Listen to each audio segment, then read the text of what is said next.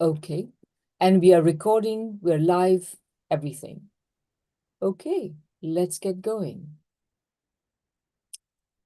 Shut a couple of files.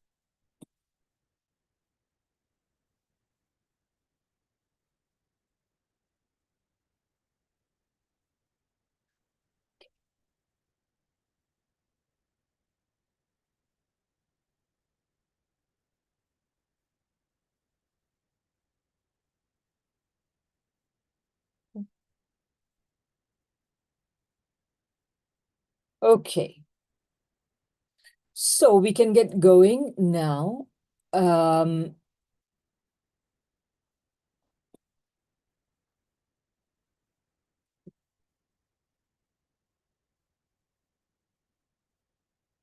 Adjusting the different bits on my screen.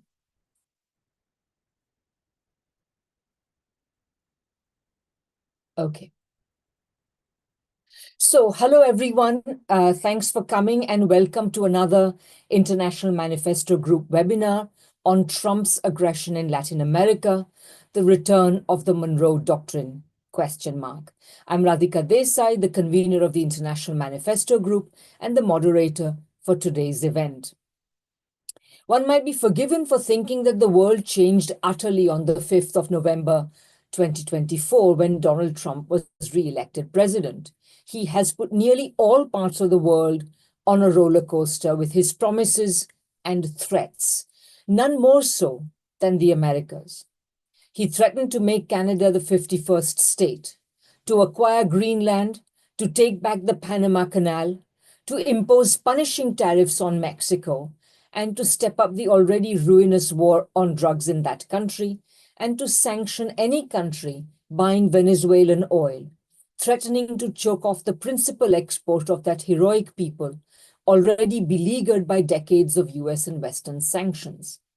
It is no wonder that media and social media have been abuzz with talk of the reinvigoration of the Monroe Doctrine, originally proclaimed in 1823, declaring that the Western Hemisphere was the United States sphere of influence.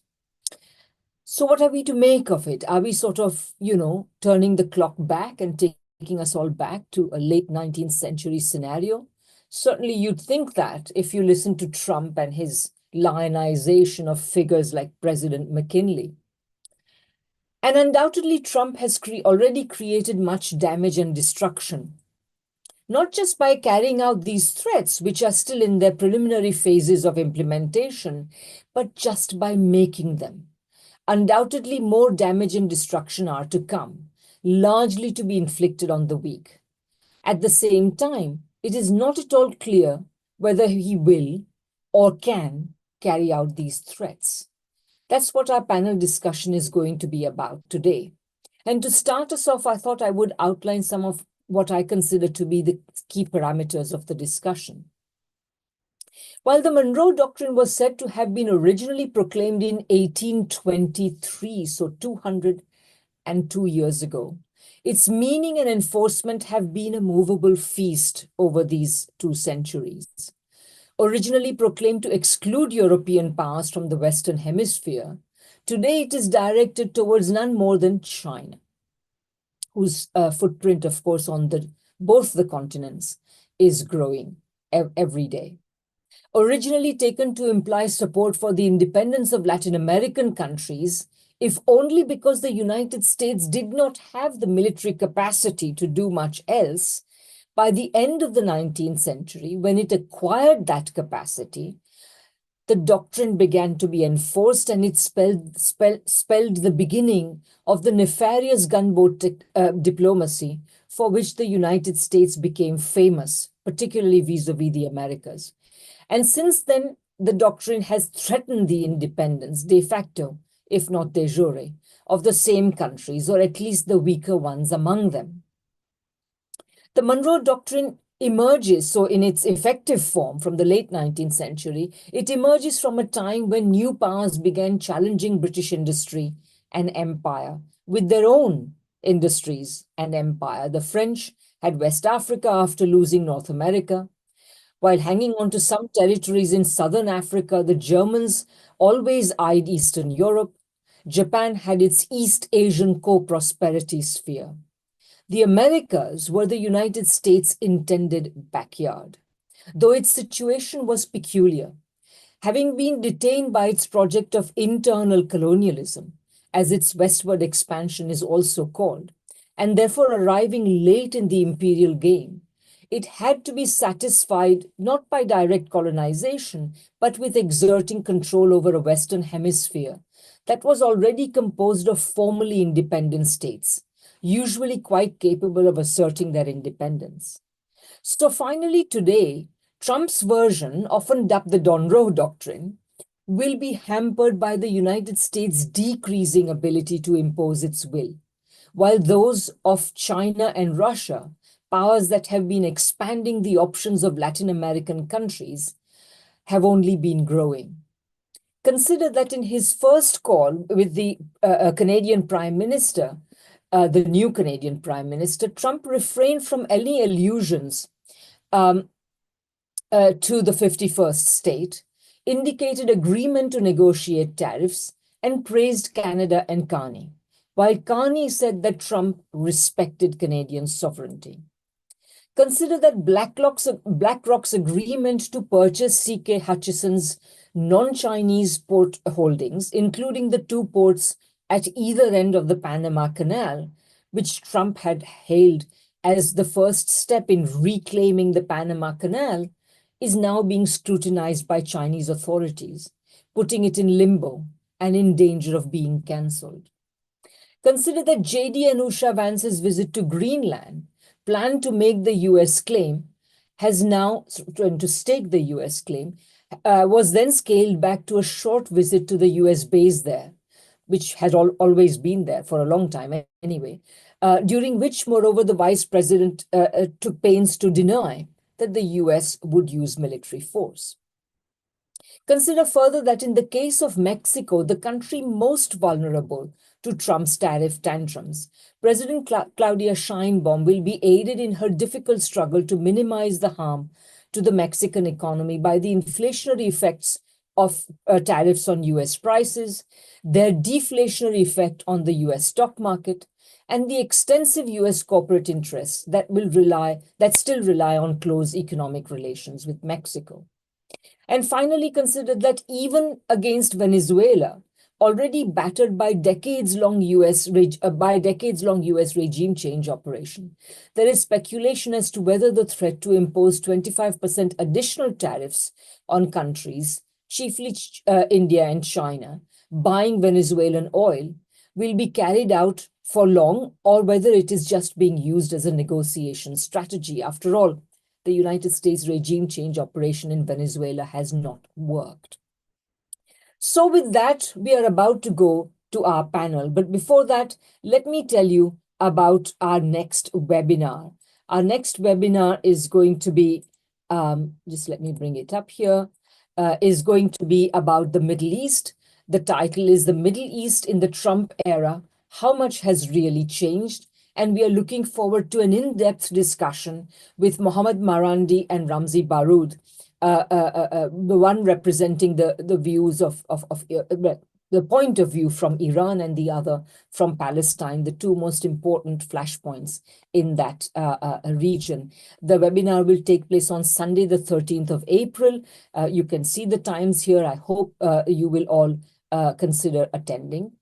And let me also say that before going on, that I hope very much that you will all consider supporting the International Manifesto Group in any way you can. There is our manifesto to read and sign.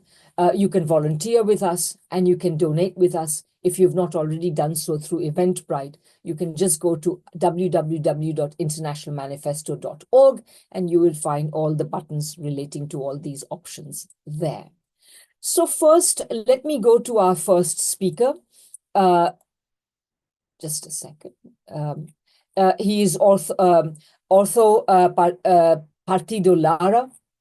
Othón is a member of Leon Ibero-American University, a faculty member there in Mexico. So Othón, please take it away and make your presentation.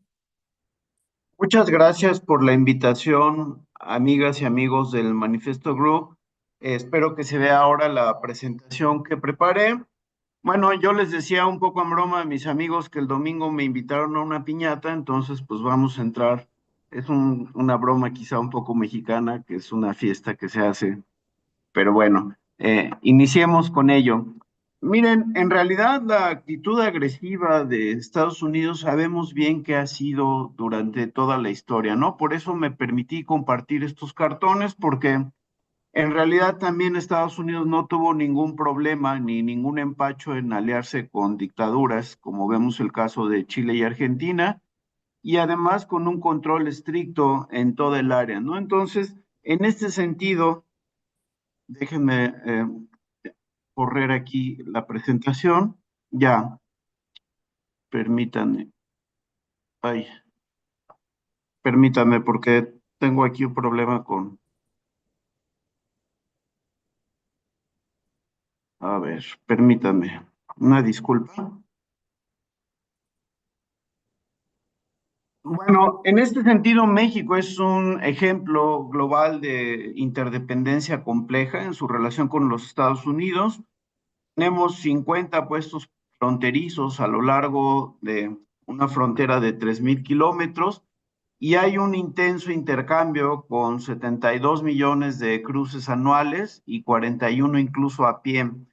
Evidentemente, la relación con Estados Unidos siempre ha sido sujeto de un interés académico muy grande, no solo por la hostilidad recurrente, sino también por la necesidad inevitable de cooperación. El Tratado de Libre Comercio obviamente intensificó la integración. Aquí dos recomendaciones de libros fundacionales para entender la relación México-Estados Unidos. Es el de Alcances y Límites de la Política Exterior de Mario Ojeda y de Josefina Zoraida Vázquez y Lorenzo Meyer, México frente a Estados Unidos. En Estados Unidos siempre ha habido muy poca preocupación por los asuntos sociales, pero cuando se trata de intereses económicos, la cosa cambia. Recordar también la frase del sexto presidente John Quincy Adams, que decía que Estados Unidos no tiene amistades, sino intereses, ¿no? Sin embargo, en la era neoliberal, ideas como la gobernanza fronteriza y las cadenas de valor, que son las que permiten integrar la productividad, tomaron cierta atención. Sin embargo, el aislacionismo y el unilateralismo siempre ha estado presente en la política exterior de Estados Unidos, ¿no? Y aquí tenemos una muestra, si ustedes ven la gráfica en la parte de abajo, van a ver que el número mayor de deportaciones se dio con Barack Obama. Incluso Trump, pese a toda su retórica agresiva, pues era en buena medida una puesta en escena, pero Biden, que en el papel debía incrementar la cooperación, pues en realidad mantuvo el ritmo y hasta incrementó el ritmo de deportaciones. Entonces, sin importar el partido o el gobierno, Estados Unidos siempre ha tenido una política agresiva hacia México que fracasa en cumplir con su propio propósito de la integración regional.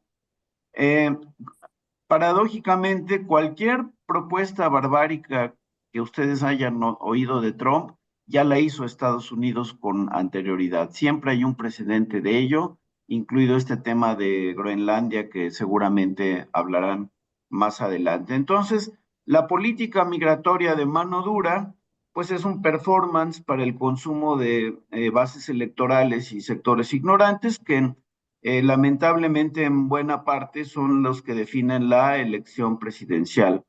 Entonces, la misión permanente de México es resistir al bully, porque además los trabajadores mexicanos, como vemos en la caricatura de abajo, son los que en buena medida sostienen la producción agrícola, aunque ahora también el perfil migratorio ha cambiado un poco, porque la mayor parte de la migración ya no necesariamente es mexicana.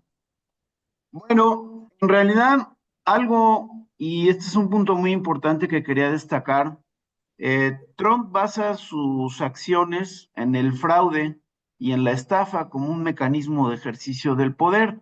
Uno de ellos, por ejemplo, vemos en la gráfica de arriba, cómo emprendió un proyecto empresarial de desarrollos inmobiliarios en Baja California Sur, defraudó a las personas que eran sus compradoras, lo demandaron y se vio obligado a reparar por este fraude. Entonces, Trump puede ser visto como la cabeza de una red de crimen organizado acostumbrada a la impunidad y el fraude.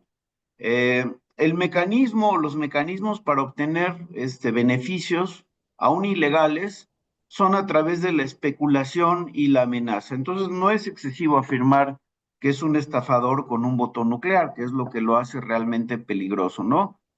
Pero, por ejemplo, con la delirante propuesta de Gaza que se difundió por inteligencia artificial, es más o menos el mismo esquema. O sea, a él no le interesa ver una obra terminada, sino amenazar y especular con la posible realización de una amenaza, ¿no? En realidad, sus propuestas inescrupulosas van a implicar muchas décadas de retroceso para Estados Unidos. Y algo preocupante también es que, por lo pronto, al menos el Partido Demócrata o la resistencia que pudiera hacer el Partido Demócrata está políticamente derrotada, ¿no? En buena medida porque vemos que la política exterior no ha sido realmente distinta.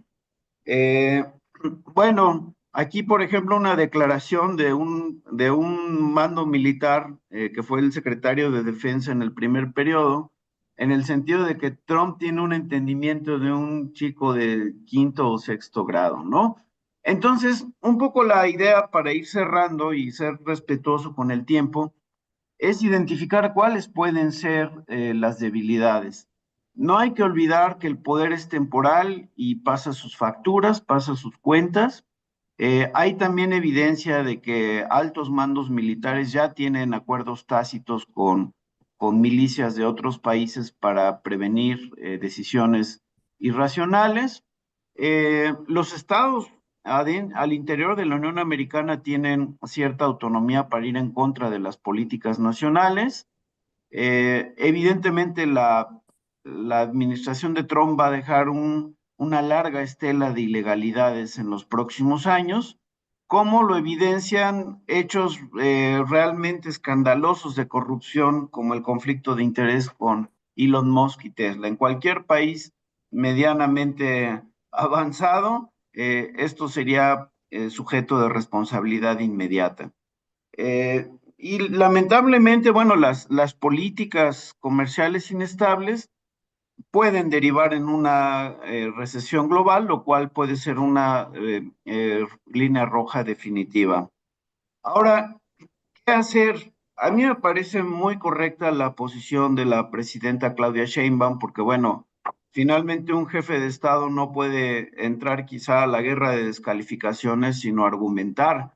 Y eso es lo que ha hecho Claudia Sheinbaum, como que refutar a través de argumentos racionales, sin enojarse, con toda calma, con toda pausa, porque en buena medida en México ya se tiene muy claramente tomada la medida a Trump y la política exterior norteamericana que no ha cambiado en las últimas décadas. Entonces, creo que el primer punto es usar un mecanismo de inteligencia. Yo creo que a algunos países desarrollados les genera un poco de desconcierto entender que su presidente es un miembro de la criminalidad organizada, autorizada, pero esa es la realidad de Trump. O sea, Trump ejerce muchos temas de criminalidad organizada global a través de los intereses económicos globales del país en distintas regiones, como dijo Radica. El segundo punto que hay que hacer es Lofer. Estados Unidos enseñó y practicó, hizo esta práctica, pues quizá no del todo buena en toda América Latina, pero evidentemente tiene que haber una resistencia legal a las acciones de Estados Unidos. También es muy importante contrarrestar la ofensiva de la media conservadora, que incluso ya está naturalizando estas violaciones ilegales, ¿no? Por ejemplo, lo que vimos de Gaza es una violación flagrante al derecho internacional y al reconocimiento de las fronteras internacionales. Entonces, bueno, a veces el descaro con el cual propone violar el derecho internacional, pues está ahí a la vista de todos. Entonces, creo que también hay que desaprobar las narrativas perniciosas en los medios, con lógica, con datos duros y con historia. Y un poco retomar lo que hizo Claudia Sheinbaum. No hay necesidad de enojarse, simplemente explicar los hechos. Y por otra parte, creo que algo que ha sido muy pernicioso de los Estados Unidos, que es el principal exportador mundial de armas y en esto duplica a Rusia, es que hay que explicar la contribución de los Estados Unidos a los problemas globales, en el tráfico de armas, en el cambio climático, en los problemas de salud, en la migración, porque la narrativa actual en los Estados Unidos es que todo tipo de problemas son responsabilidad del exterior, ellos no tienen culpa de nada, según esta narrativa torcida, ¿no? Entonces creo que también es muy importante visualizar cuál es la responsabilidad de los Estados Unidos en los problemas globales. Si hubiera alguna duda adicional, no quisiera extenderme más, les agradezco mucho y tal vez en las preguntas se pueda enriquecer el debate. Gracias. Okay, great. Thanks so much, Othón. Our next speaker is Lotte. Lotte Rørtoft-Madsen. Lotte is the chair of the Danish Communist Party. So, Lotte, please go ahead. Thank you very much, Radhika. And thank you very much for inviting me to this webinar. I'm looking very much forward to our common discussions. Well, a little week ago, representatives of the US government walked around in Greenland's capital, Nuuk. They were ringing doorbells and knocking on door after door, asking the inhabitants, "Do you want a visit from the American vice president's wife?" Everywhere the answer was the same: "No, thank you." I start with this small, but in my opinion, significant observation, because it shows very concretely the enormous pressure which the American administration is exercising, and it shows the sentiments of the people of Greenland. As you probably know, the Trump administration had to change their plans on the visit.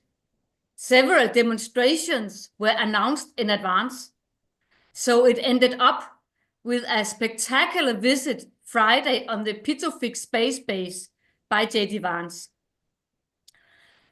The fact is that in recent months, the almost 57,000 Greenlanders and their large island are being turned into a bargaining chip, a pawn that they are tried to be moved around at will on the great chessboard of imperialism. Trump has repeatedly stated that the US wants the control and to own Greenland, even if necessary by military means. These statements are part of US imperialism's desperate attempt to maintain its declining political and economic power. And it is, and I agree, a kind of Monroe Doctrine 2.0, where the US controls the Western Hemisphere, or a return to the so-called Manifest Destiny Doctrine, the idea that the US has a fated, God-given duty to expand across the entire North American continent. In his inaugural address, Trump, in fact, referred directly to this doctrine.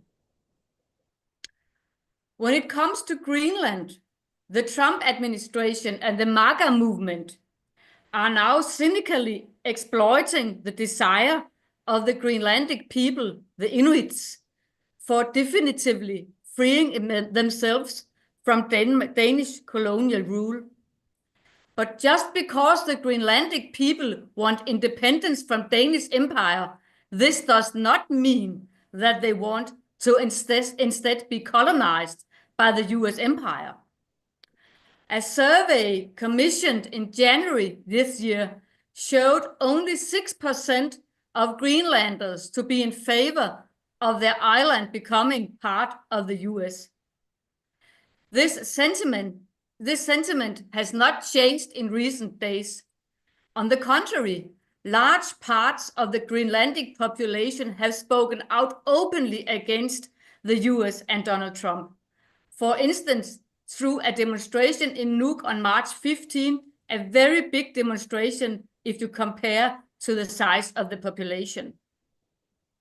Likewise, the chairman of all parties, all 5 parties elected to the Greenlandic parliament, have issued a common statement protesting against the reiterated desire for annexation and control of Greenland from the side of the US. So the opposition to American imperialism is solid. Let me say a few words about Greenland. Well, you know, Greenland is located in the Arctic area, and it is the largest island in the world. It was for centuries a Danish colony. But in 2009, it achieved a so-called self-government agreement. And at that occasion, Denmark officially recognized that the Greenlandic people is a people in its own rights under international law. The self-government status means that the Greenlanders now own the rights to the Greenland subsoil and the minerals and the values found there. But their foreign, defense and security policies are decided upon in Denmark. Therefore, Greenland is considered NATO territory. Worth mentioning is also that Greenland is not a member of the European Union. In 1982, the Greenlandic people, through a referendum, voted to leave the European Union. And Greenland today belongs to the EU overseas countries and territories. During and after the years of the World War II, the Danish governments, mainly presided by Social Democrats, through secret agreements sold out Greenland to American imperialism. The Defense Agreement of 1951 is part of this policy. Thus, the USA has for decades several military facilities in Greenland. And the history of these facilities include forced evictions of Inuit families in 1953, the crash of an American B-52 plane carrying 4 atomic bombs in 1968, and other detriments to the local population. So why does imperialism want control over Greenland? I think there are 2 main reasons. Firstly, Greenland's military and security policy geographical position near the Arctic. A militarized and rearmed Greenland is intended to be an advanced base against both Russia and China. Likewise, control of the sea routes to the north, the Northeast Passage, is becoming increasingly important as climate change takes hold. Secondly, Greenland's resource-rich subsurface, especially the existence of rare and strategic earth and minerals. Greenland possesses at least 25 of the 34 minerals which the European Commission has designated as critical raw materials. It is, for instance, rare earth, copper, nickel, zinc, diamonds, iron ore, titanium, you name it, uranium. And Trump wants US companies, many of which have invested heavily in his re-election, to have unfettered access to the Greenlands and to the minerals deposit resources. Besides the prospect of super profits, keeping socialist China far away from Greenland is a strategic goal for both the US and Denmark. What position does Greenland take in this complicated situation? Well, for long now, independence has been on top of the agenda. A procedure for independence from Denmark exists, and a commission has elaborated a draft constitution for an independent Greenland. It is a very progressive draft constitution based on Greenlandic culture, language, and identity. nature and collective rights play a significant role. The draft foresees Greenland to cooperate with other countries to exploit its resources, but not at any cost. It should be done in a way, and I quote, without harming the health of the population and in a responsible manner with regard to safety, the environment, resource utilization, and social sustainability, end of quote. Last year, the former government of Greenland published for the first time ever a foreign defense and security policy strategy. Here, Greenland announces that it intends to take responsibility for a more peaceful world, not only in Greenland. Likewise, Greenland wants to establish trade relations with as many countries as possible so that it doesn't put all eggs in one basket and become vulnerable. The paper names some of the countries with which Greenland will strengthen its trade relations in the coming years, and I quote, China, Japan, Korea, India, United States, Canada, European Union, and the UK. So this is quite another strategy. As you probably know, a new government was formed only hours before the visit of J.D. Vance on Friday. Four parties went into a coalition, a kind of a national coalition government, to defend Greenland in the turmoil it lives. It is too soon to say to what degree it will stand up to the pressure from Washington and Copenhagen. But the new Prime Minister of Greenland put it this way: we have to hurry slowly towards independence. To hurry slowly towards independence. Because if you hurry too much, you fall into the American trap, would I say.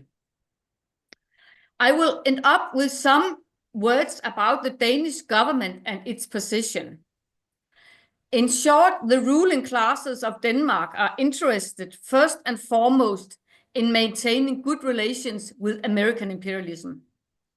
Denmark is not only a founding member of NATO, but also very close to the US-led inner core of Western imperialism today. Now we see an attack being made not only on the sovereignty of Greenland, but also on the Danish Royal Federation and NATO ally. It is unprecedented, and it asks for the Danish government to defend its people and the Greenlandic people. But let's not be too optimistic about that. On Friday night, the Danish foreign minister delivered a message to the American people. Here he criticized the tone of the Trump administration, the tone. And then he continued, and I quote, we respect that the United States of America needs a greater military presence in Greenland. End of quote. Need more to be said. Great. Thank you so much, Lotte. That's really important. And I think, important look at not just what's happening in Greenland, but also, of course, the complex position that the government of Denmark finds itself in after decades of support for NATO. Okay, our next speaker is Tings Chak. Tings is the Asia coordinator for the Tricontinental Institute. So, Tings, please go ahead. Thank you very much to Rathiga and all the fellow panelists, and of course you are still muted. Can you unmute yourself? She's not muted. Can you hear me? Okay, perfect. Thank you, Rathiga, and all the fellow panelists, and of course the Manifesto Group for the invitation. And I'm hoping to share some insights on the situation in Panama, the question of Panamanian sovereignty, and how this relates to US-China relations. So in my time here, I want to divide my talk into three parts. The first is to look at a historical look at the Panama Canal as this symbol of the long and often very violent history of US imperial intervention in Latin America, which of course, as other speakers have noted, is rooted in this 200 years of the Monroe Doctrine. And the second part I want to look at is the aggressions, of course, of the Trump administration as a continuation of this history, reborn in this moment, which is a context of the US's new Cold War against China. And the third part, I'll just highlight some of the positions of China historically and today, and its alignment with the Panamanian people's struggle for sovereignty and national dignity that spans over 6 decades. So maybe just to begin with, I think that Panama's very existence as an independent nation is very closely tied with the Monroe Doctrine itself. And while Panama did declare independence from Colombia in 1804, it wasn't until a century later, in 1903, that it actually became an independent state. And that only happened because of direct U.S. intervention. And I'll just go into a bit briefly, is that at the time, Panama was caught up in a civil war known as the War of 1,000 Days between Colombian elites and factions within Panama. Initially, the U.S. had intervened to actually help suppress the rebellion. But when Colombia refused to grant the U.S. rights to build the canal, which of course is at the center of attention today, Washington very quickly changed its course and backed the Panamanian side instead. And it was very much part of the U.S. gunboat diplomacy, sending gunboats in literally, that Panama declared its independence with the full military support of U.S. And interestingly, this independence came at a cost, of course. Just 15 days later, a treaty was signed that gave the U.S. exclusive and permanent rights to build, manage, and militarily control the Panama Canal zone, and really set to precedent, a really model for this U.S. gunboat diplomacy throughout the Americas, and opened up a series of future interventions. And we've seen from Cuba to Nicaragua to Haiti to Mexico and beyond. And so throughout the 20th century, the Panama Canal not only became an economic lifeline, but also an important symbol of this foreign domination. And of course, with that came popular demands for sovereignty, especially amongst the youth. And this came to a head in January of 1964, when many of the students in Panama tried to raise this sort of national, actually literally a national flag in the canal zone. And what they were met with was extreme repression by U.S. forces, local police, and several students were injured and killed. It was a massacre. And this kind of sparked a wave of a variety of, national protests, amongst other things. And the turning point really came when the General Omar Torrijos overthrew this pro-U.S. oligarchy and began implementing a series of progressive reforms and really positioning this fight for Panamanian sovereignty as a key banner of his administration. And he began basically what became a series of negotiations with the U.S. Carter administration to ensure that the canal would eventually be transferred back to Panamanian control, a process that took 20 years from 1979 to 1999 when it was finally completed. And so I'm just saying all this to understand that the history of the Panama Canal has been a history around U.S. imperialist interests in the region. So it's not surprising when Donald Trump came into his second term, his inauguration speech mentions Panama Canal, and it's the only time that actually China was mentioned in relation to the canal. And he had said that, it was foolishly given away to the Panaman people. And he had, said several times, we've heard many speeches that were so-called taking it back. And so I think, like we heard from the previous speaker around Greenland and other places, it's very much part of this, expansionist ambitions that has characterized this first period of Trump's 2.0, whether it's allies of Greenland, Canada, and aggressions in Mexico and others and beyond. So the Panama Canal is very much part of this.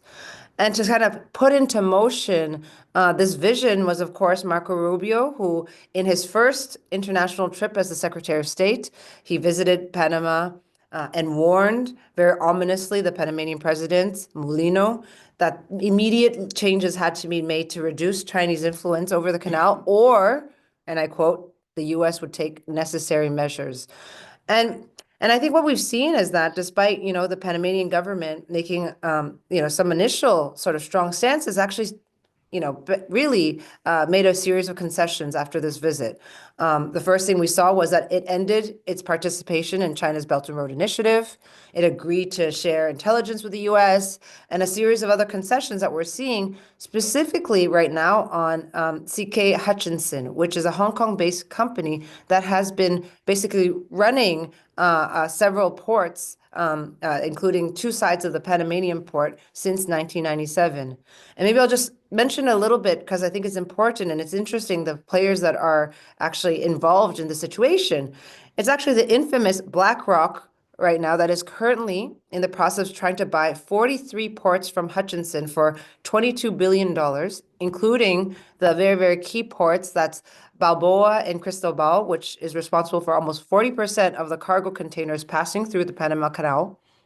Of course, both Trump and Rubio were briefed by BlackRock's, billionaire chief executive, Larry Fink. We're going to see the results coming out in 2 days. It's been very hot and topic in the news, and we're going to have to see what comes up of that.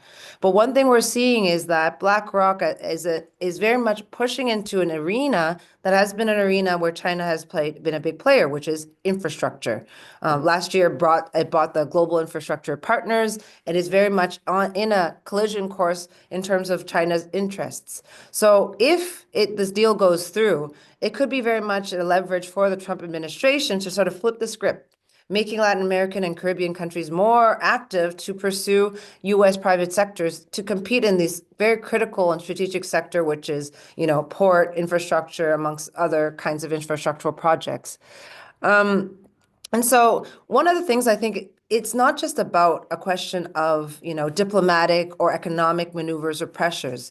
This is very much coming with a strong military presence. What we have seen is that one of the outcomes of Rubio's visit is that there's been agreement to have U.S. military involvement in the Darien jungle region and a possible airstrip to be installed in that area.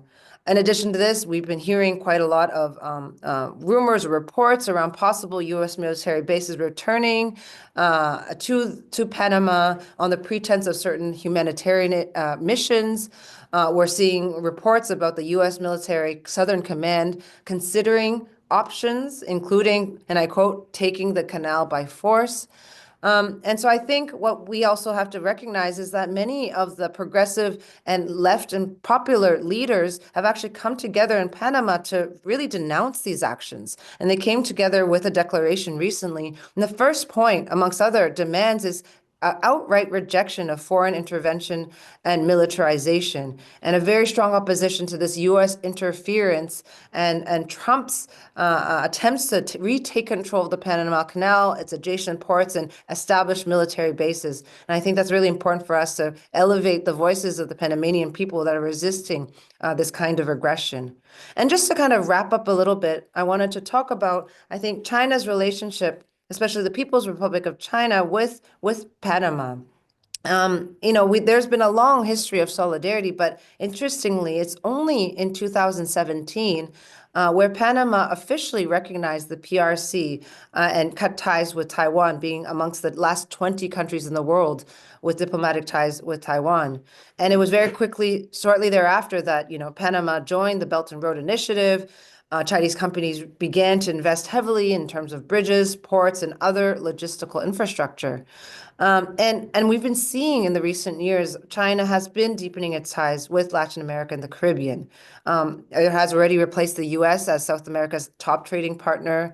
While what we're seeing in response, without really an ability to react in a concrete or constructive way to China's increasing influence in the region, what has been the U.S.'s response? More threats of sanctions, annexations, and sometimes even very underwhelming responses. I think one of the things we saw recently was the announcement of the $3.5 billion Chancay port in Peru, built by Chinese companies with Chinese investments, etc.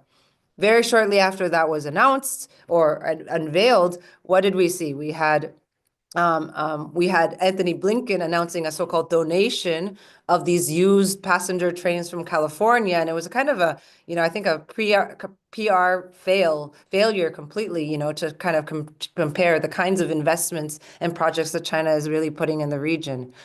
And maybe I'll just end, I think, with something to take us back to this long history of solidarity. And it's something to do in 1964 when I'd mentioned this massacre of Panamanian students in the Canal Zone.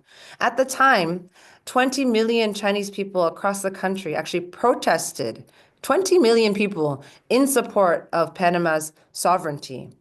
And Chairman Mao Zedong issued a formal statement which was published widely across the country. And I'm going to quote him because I think it's still very relevant to our day.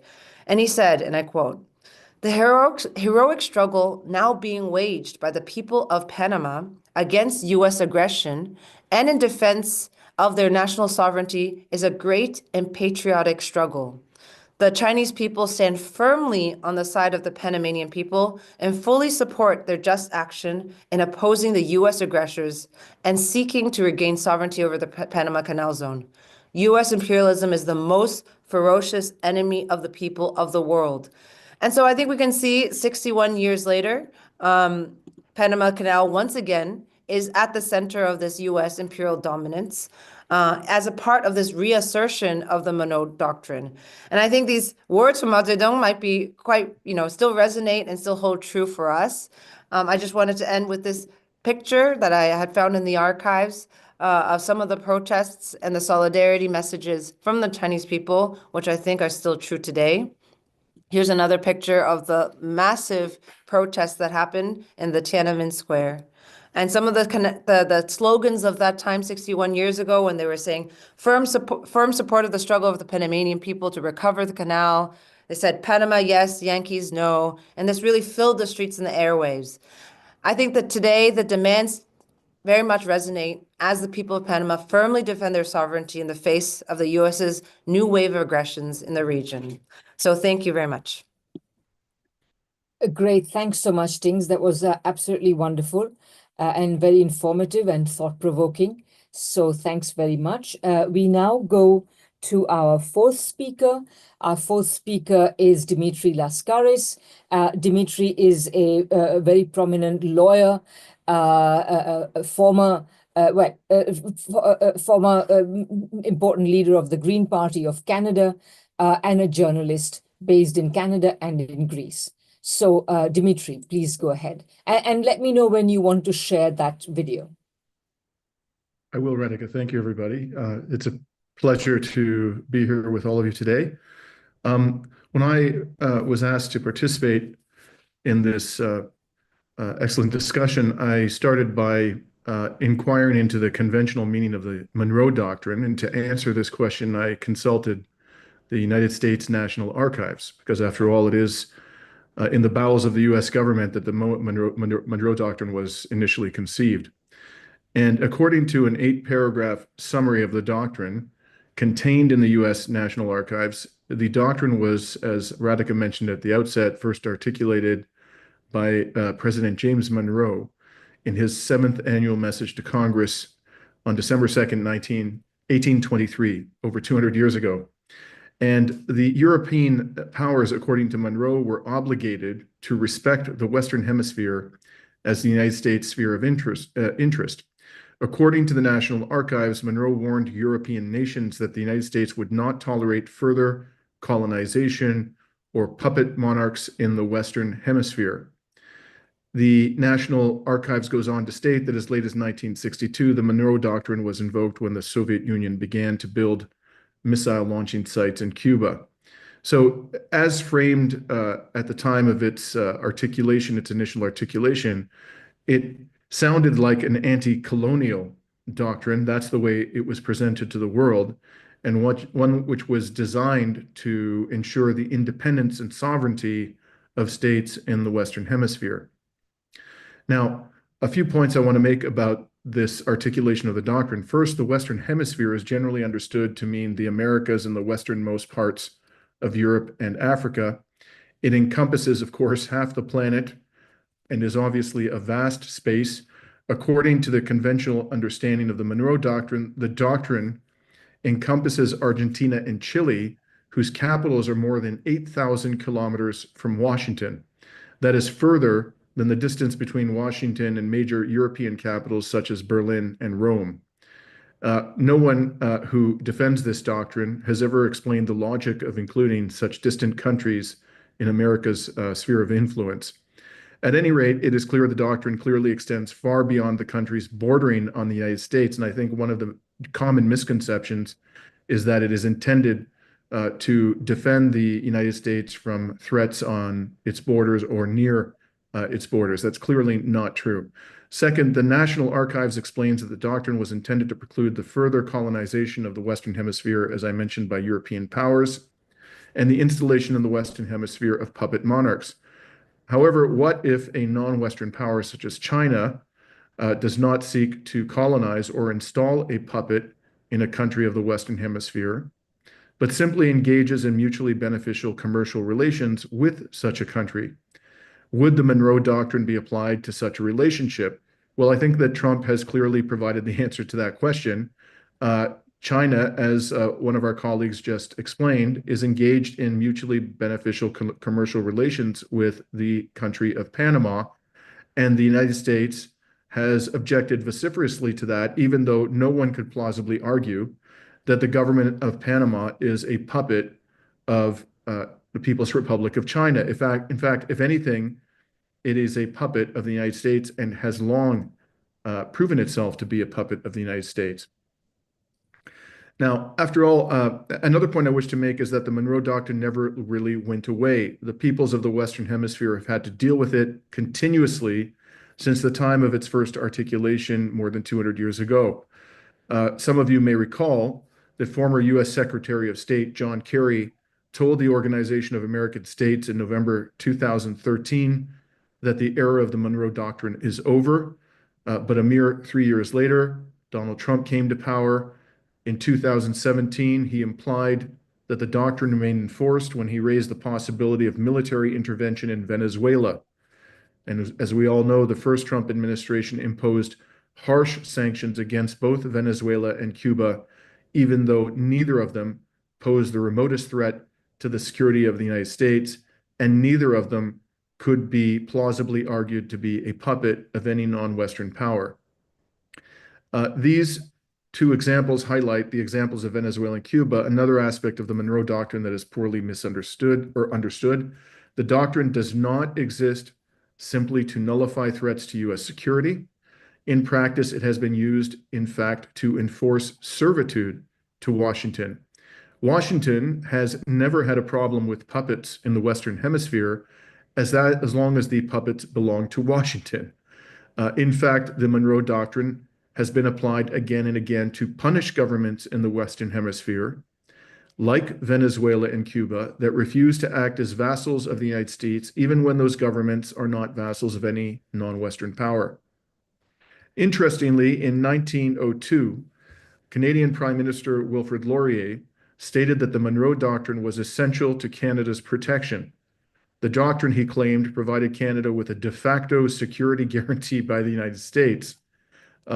Wilfrid Laurier sounded like, a local capo who is paying fealty to the Don, the Godfather in Washington.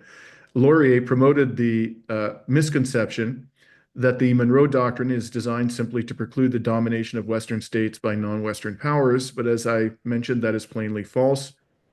Nowhere is this more obvious than in Canada today. Canadian foreign policy is almost a carbon copy of U.S. foreign policy and has been for decades. Through the auspices of NATO, NORAD, and the Five Eyes, Canada serves the interests of Washington in the military and intelligence spheres. Economically, Canada is more dependent on the United States than any other country by far. In short, Canada has become a vassal to the U.S., even in the cultural sphere. And now the chickens are coming home to roost. And because Canada has allowed itself to be placed in a position of fealty and dependence to the United States through its embrace of the Monroe Doctrine, it is extraordinarily vulnerable to economic and military threats to the United States. A final preliminary point I wish to make about the doctrine is that it does not preclude U.S. imperialism in the non-Western world. So it's not reciprocal. On the contrary, throughout the post-World War II period, the U.S. government has engaged in ruthless imperialism throughout the non-Western world, and including, of course, in Vietnam, Laos, Cambodia, West Asia, and Eastern Africa, amongst other areas of the world. In other words, since the doctrine was articulated, there has never been a time when the US government acted as if it was obliged to refrain from colonizing or installing puppets in nations of the non-Western world. And this was true even during the Soviet era. One could argue, in fact, that in the post-World War II era, the US government has applied the Monroe Doctrine to the entire planet and not just the Western Hemisphere. In a way, I regard the Monroe Doctrine as a distraction. It means little more than US imperialism in the Western Hemisphere. And in our lifetimes, US imperialism was never confined to the Western Hemisphere. Its scope has always, in the post-World War II period, been global. The Monroe Doctrine is simply a way of making US imperialism seem more palatable in the Western Hemisphere by casting it as a defense from the encroachment on the sovereignty of Western powers by non-Western states. Now, at this point, I'd like to share with you a quite, in a normal world, I would say it's a shocking video, but I think it's actually become par for the course. It's a video that Trump posted on his X profile in the last couple of days about Greenland. In the cold silence of the tundra, a bond was born, not from treaties or trade, but from blood and bravery. While Germany controlled Europe, the Nazis set their sights on the Arctic. Greenland became an unwitting combatant, and the United States stepped in, not to conquer, but to protect. In 1943, nearly 1,000 American soldiers with 4 chaplains set sail from New York to Greenland, carrying with them hope, duty, and a quiet fear. But their ship was torpedoed by a Nazi U-boat, and the frigid waters of the North Atlantic became a grave. Those 4 chaplains gave up their life vests, giving their lives so that others might live, to protect America and Greenland.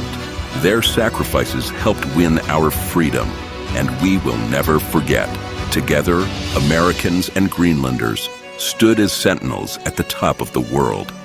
But today, Greenland faces new threats from Russian aggression and Chinese expansion. Our shared legacy lives on in every joint mission, every Arctic patrol, every partnership forged in the shadow of melting ice and rising tensions.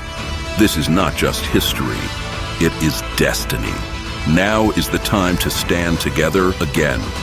For peace, for security, for the future, America stands with Greenland. That's right, folks. America stands with Greenland, and it is the destiny of Greenlanders to be subjugated to the domination of Washington. I hope you were entertained by that, Lotte. I don't know if you had seen that video previously. So obviously, this is an outrageous piece of propaganda, but a few things stood out for me. First, the video cast the United States as the protector of Greenland, dating all the way back to the Second World War. It used the phrase not to conquer, but to protect. The video omits to mention, of course, that the main contributor to the defeat of the Nazis was not the United States, but the Soviet Union. Now that the Third Reich is gone, the propaganda machine in the United States must conjure up new threats to justify its, quote, protection of Greenland. And predictably, the new threats are Russian aggression and Chinese expansion. There is no evidence, however, that either Russia or China have designs on Greenland. And what's most remarkable about this video is that neither the governments of China or Russia have stated any interest in incorporating Greenland into their territory. It is the United States that's doing that, and they are telling the world that it is Russia and China which threaten the sovereignty of Greenlanders.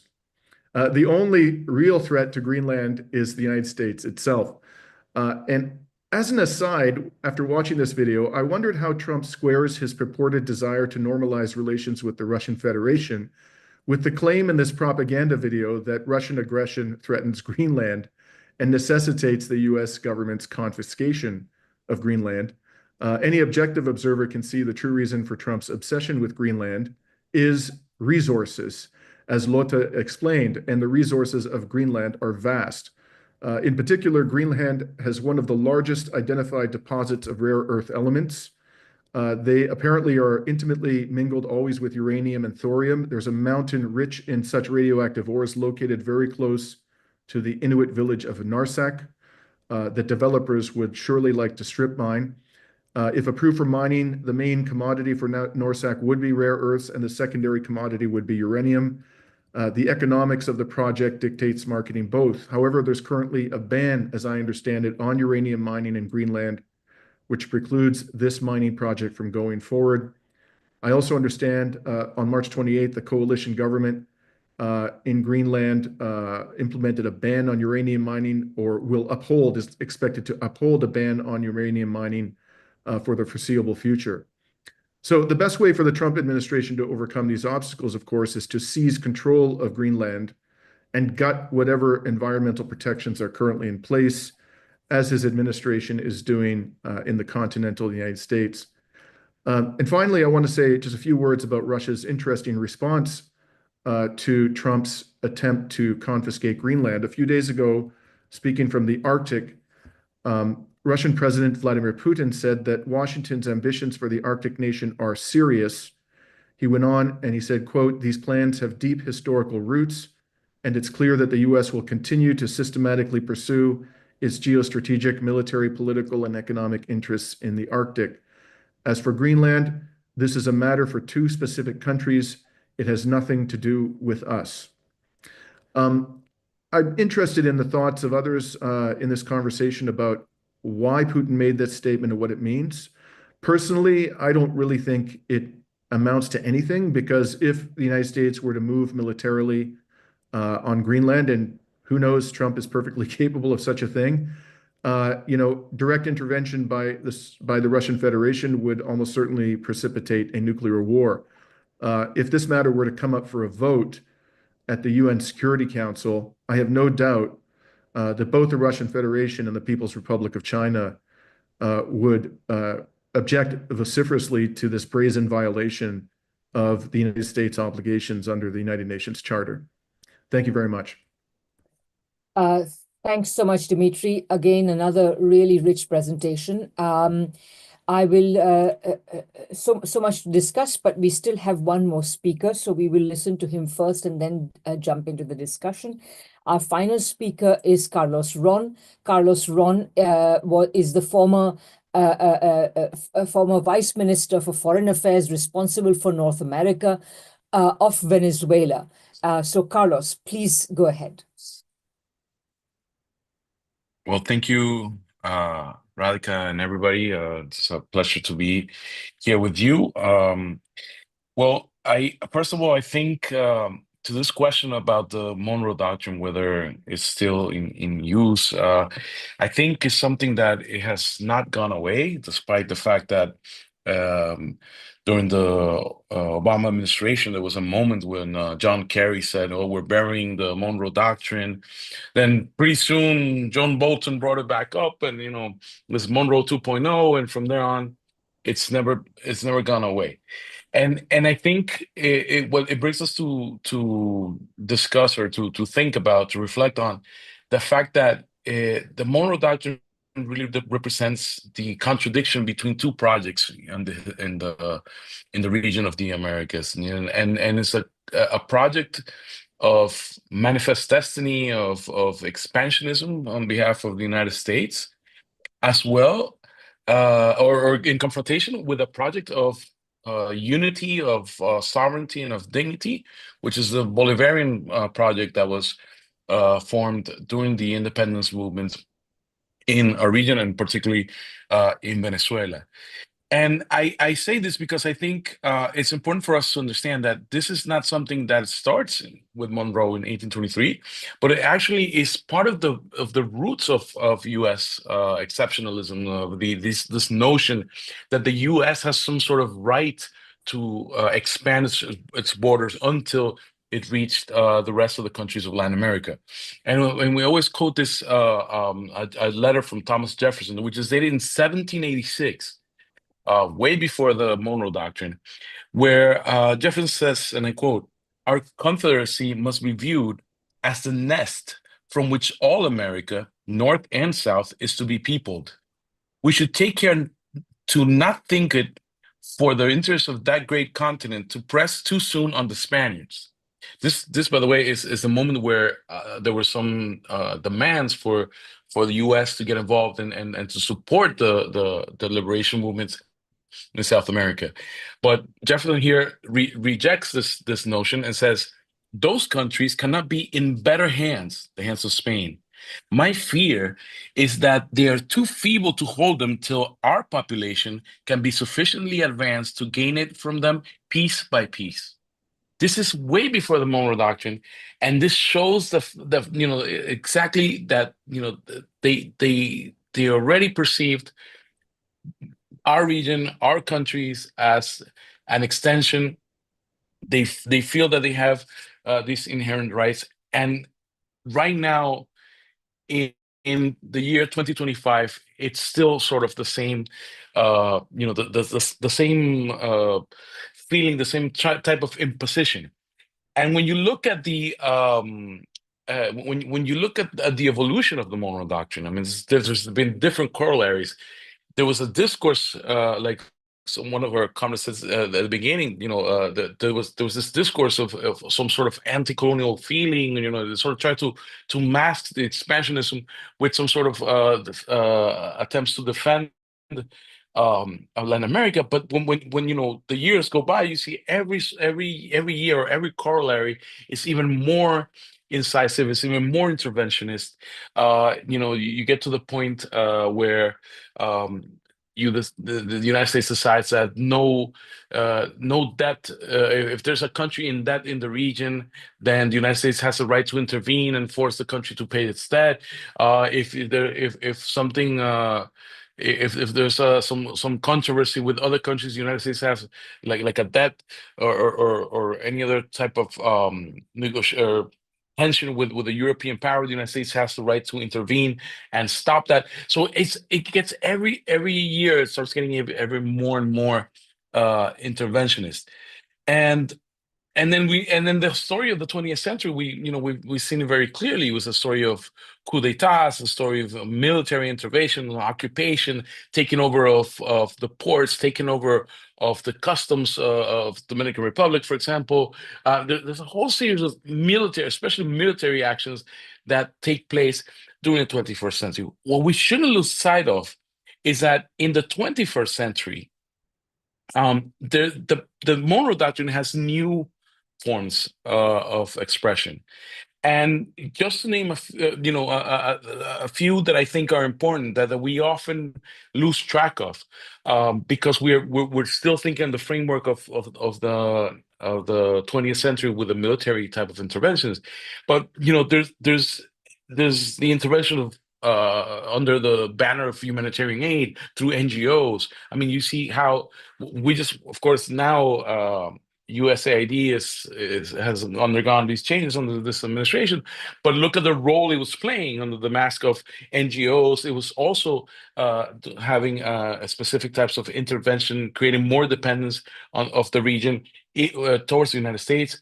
There's intervention through religious fundamentalism, religions that were created by the CIA in a form of response towards liberation theology, which was promoting a different type of view of religion or of society in itself that was anti-imperialist.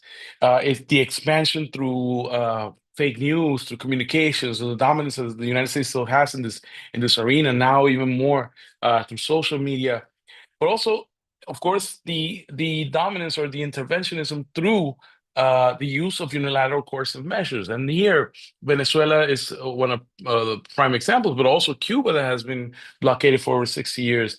It's this idea that, in a way, it's somehow more humane than a military intervention because you're not, shooting bullets, but the effects that these coercive measures can have are as dangerous and are as serious as any other type of war.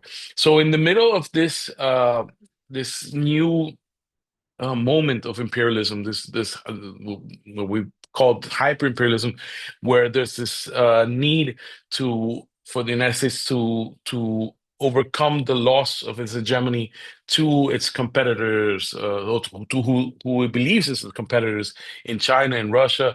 Well, war, once again, is the driving force, and military expansion and military presence is part of this, and we see it expressed in the traditional sense of the meaning of the word war, but also in other in the growing expansionism that strategically is telling the U.S. to go and try to step up in Panama, to step up in Greenland, to have more presence in other parts of the region, to consolidate its military and political dominance over the hemisphere, when it sees that China and other countries that it doesn't like is trying to, or is achieving more influence. In the particular case of Venezuela, I would have to say that we're facing just three specific, I would say three very specific attacks right now. Of course, we all know about the U.S. coercive measures on oil production in Venezuela. This is very hurtful for the country when it's, of course, one of its main sources of income. It's been so historically. So, we went back to the maximum pressure campaign of the first Trump administration. We're reducing the span of the licenses, especially the Chevron license, that allowed some Venezuelan oil production to pick up in the last couple of years during the Biden administration. But we have to understand that this tactic of using licenses is not, it's also part of the aggression. We shouldn't need a license. We shouldn't be having sanctions in the first place. It wasn't something positive that was given to us through the Biden administration. And I want to make this point because I think we have to understand that the Monroe Doctrine and that U.S. imperialism is bipartisan. This is not because of Trump right now. It's not it's going to get worse. No, this is it's part of a systemic ideology of U.S. policy. It doesn't matter what the party in government is. It's always going to have this expansionist vision, and it's always going to try to have this aggression on Venezuela. Recently, it was announced not only that the Chevron license was going to be terminated, even though it got expanded on one more month, but of course we'll still have to see when the day comes how this develops. But then, this threat of adding 25% tariffs on anyone that does business with Venezuelan oil as part of an aggression. It's an attack on free commerce. It's an attack on Venezuela's sovereignty, and it's been, of course, part of the attempt at overthrowing the Venezuelan government by reducing its capacity or the capacity of its economy by reducing its income. But now we are faced with another part of aggression against Venezuela, and it's an aggression against the Venezuelan people, and in particular, it's aggression against Venezuelan migrants who are in the U.S. Using a law that is dated from 1798, and is criminalizing Venezuelans. It got to the point where it's sending Venezuelans to jail in El Salvador because as there are no diplomatic relations between the two countries, there can be no direct deportations to Venezuela. So they decided to invoke this law to send Venezuelans out into El Salvador that basically were being kidnapped and even forced into labor in these detention centers in El Salvador in a measure that's completely illegal. I mean, that has no legal basis when you're supposed to use this law or invoke this law during a time of war, and Venezuela is not at war with the United States, but it's a consideration that the current administration wants to interpret as if there was some sort of attack, as if there was some attempt against the United States on behalf of Venezuela. It's an excuse. It's outrageous, and Venezuela is doing everything it can to combat this aggression in international courts. President Maduro has spoken to the Secretary General of the UN, to the UN's Human Rights Council. All these institutions that are very fast at criticizing Venezuela when the U.S. pressures them to do so, but have been very quiet in general terms when they have to approach something as terrible, as horrific as what these families are feeling, when you have people that just because they have a tattoo or some mark, they're being condemned as if they're criminals with no due process, and they're being thrown in jails in a country where their families can even reach them or can even try to have some defense. And finally, the third attack, which I think is very important that we also should consider, but that is also an expression of the Monroe Doctrine, is the attack on Venezuela because of the region of the Guayana Esequiba, which is a historical territorial claim that Venezuela has on disputed land controversy in the border between the countries of Venezuela and Guyana.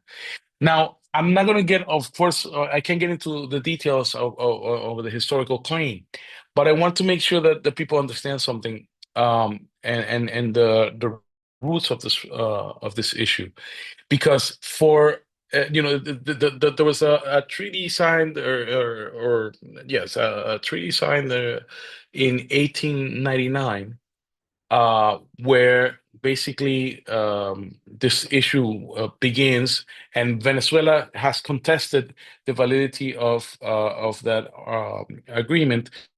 And in 1966, there was another agreement, the Geneva Agreement, where it recognized that there was a controversy that had to be brought to a solution through diplomatic means by the agreement of the two countries. Since 1966 until at least 2015, we hadn't solved the issue, but we were looking for solutions through diplomatic channels. What changed drastically was that in 2015, ExxonMobil gets into this territory, especially in the waters, which cannot be determined by if they belong to either country until the land border is drawn.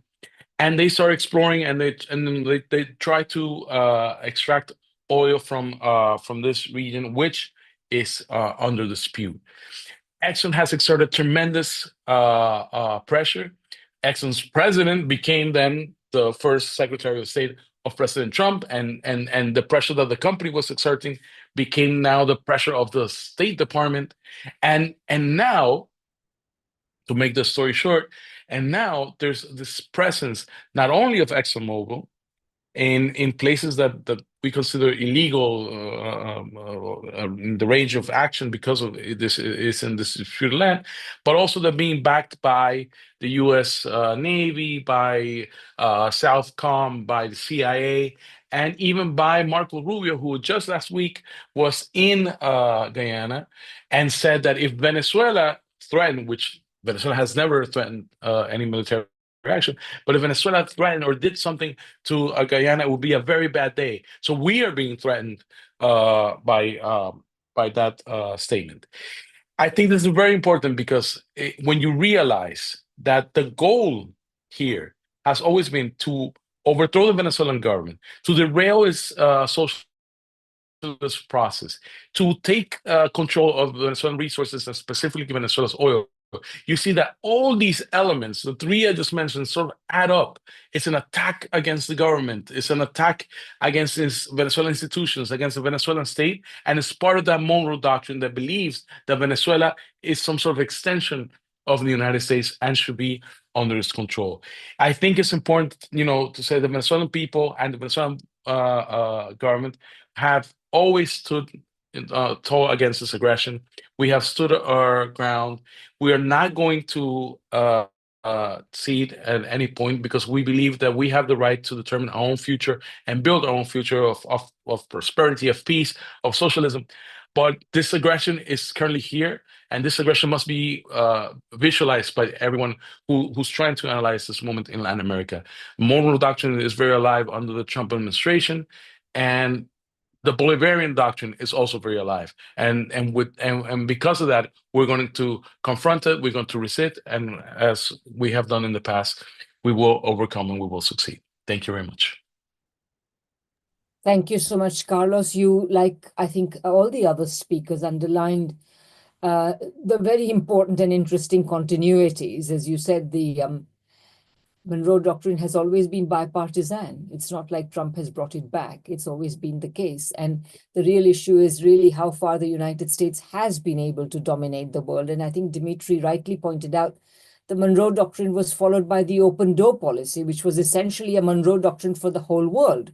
So that's what the United States has tried. It has tried to dominate the world. But as we see, we are looking at the moment at all this thrashing about by the Trump administration is simply a symptom of the fact that the United States never succeeded, and today its influence is lower than ever. It's not going to be easy. I don't wish to suggest that. I think the United States can still do a lot of damage, but that's where we are. Before I'm sure we will now invite questions. I can see, Yuri, you are ready, which is great. And while some of the others are thinking of questions, let me just also take a moment to remind everybody of our next webinar. Just in case you weren't here when I announced it earlier, it's on the Middle East in the Trump era. Again, how much has really changed. We have two excellent speakers, Professor Mohammed Marandi talking about Iran, and Ramzi Baroud talking about Palestine, the two most important flashpoints in the region, understanding which will give us real insights into the region. So please tune in, please let others know about it. And as you can see, we also invite you to get involved with the International Manifesto Group. Please read our manifesto here. Please consider volunteering, subscribing to our list, and of course, if you can, donating. So let us go from here to the questions. Yuri, please go ahead and put your question. You are muted.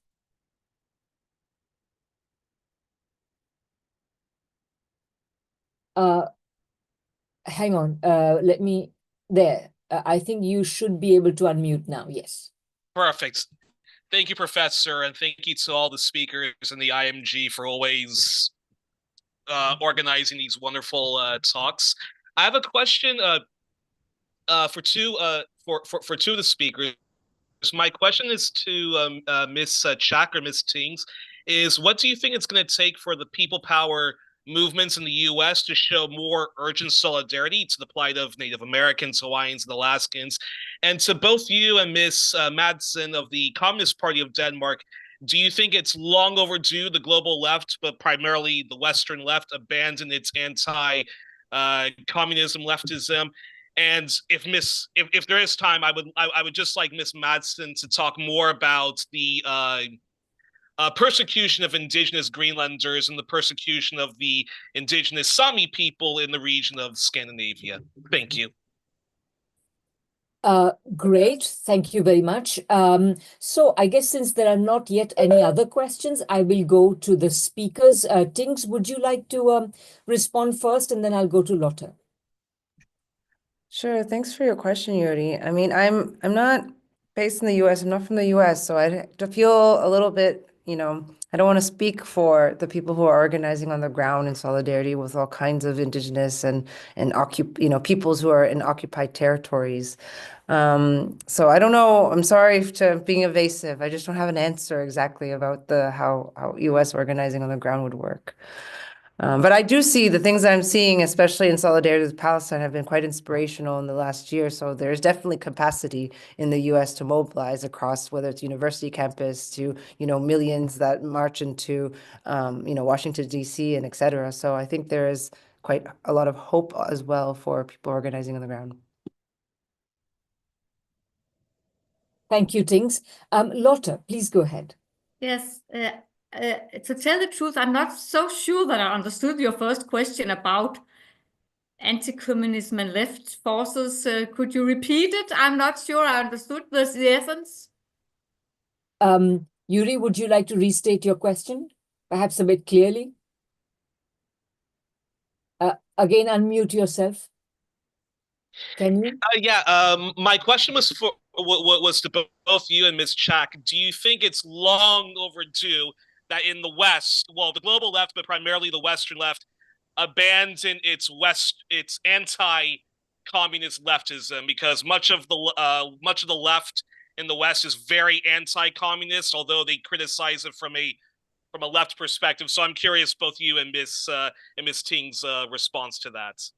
If it is overdue, okay. If it's time to stop practicing anti-communist leftism. Okay. Yes. Well, I think there is a discussion these days, in these years, about the Western and Eastern Marxism, and about is it possible to be a Marxist and also denigrating the past of the socialist experience, or how to view on that, and how do you look at that if you come from different parts of the world? I think that huge parts of the left in the West are heavily influenced by anti-communism, and I think that for now it is the most important thing is to mobilize broadly the anti-imperialist forces against war and imperialism. That's the main issue, in my opinion. And in this process, you will see how anti-communism is sometimes, collaborating with imperialism. In fact, that's my question. That's my answer to that. The second question was about the persecution of the Inuits in Greenland, as I understood it. Well, we could talk about the U.S. presence, for instance, and how it has influenced on the Inuits in Greenland. For instance, I mentioned in my presentation that when they set up the Pitufik space base, it had another name in the start. It was called Thule Air Base. It was put up during a forced eviction of Inuit families. They had 3 weeks to get away from their home. Some of these families. And in fact, there has been a lot of law cases about this forced evictions. And 50 years after, that means in 2003, the Danish Supreme Court ruled that the forced evictions was an expropriative interference, and that they should have a compensation. But it took 50 years, and many of them had died, of course. Another example of it is this bombing I told you about, the American B-52 plane, which crashed in Greenland in 1968, and it had 4 atomic bombs. In fact, it was hydrogen bombs which were on board. They exploded only in the conventional parts of the bombs, but a large area was contaminated, was polluted. And the workers who came there and cleaned up were sick, had cancer, developed cancer, and so on. And again, there was a lot of law cases in Denmark trying to get compensation for these workers. These are just some of the concrete examples of how U.S. military presence in Greenland has been to the detriment of the local population. There are many examples of the Danish colonialism too, and that's a very long story, and which in fact continues until these days. Yeah, I think I'll stop with that. Okay, thanks so much, Lotte. I can see there are now several questions, and I had a question as well. So I think I'll take 3. So I'll have Carlos, Kim, and then I'd like to get in my question. And then in the next round, I will take Linda and Ian. So Carlos, please go ahead. Thanks, Radhika, and thanks to all of the speakers for really excellent and illuminating presentations. So I just wanted to ask, and to some extent it's been covered by some of the speakers, but to what extent is this seeming reassertion of the Monroe Doctrine, in Greenland and Panama and Mexico and Canada, and the doubling down on the US's hostility to the socialist and the socialist-oriented countries of Cuba, Venezuela, Nicaragua, how is it connected to the Trump regime's attempts to extricate itself from the quagmire in Ukraine? Is this about consolidating the forces of the US-led imperialist camp against the People's Republic of China? Of course, it doesn't bear repeating in this audience, but all US governments are imperialist. But is this sort of the basic substance of the difference in foreign policy between Biden and Trump? That one was aiming to wage a sort of new Cold War, a hybrid war on two fronts, while the other wants to focus on a single front, that is China. Thanks. Thanks, Carlos. Kim, please go ahead.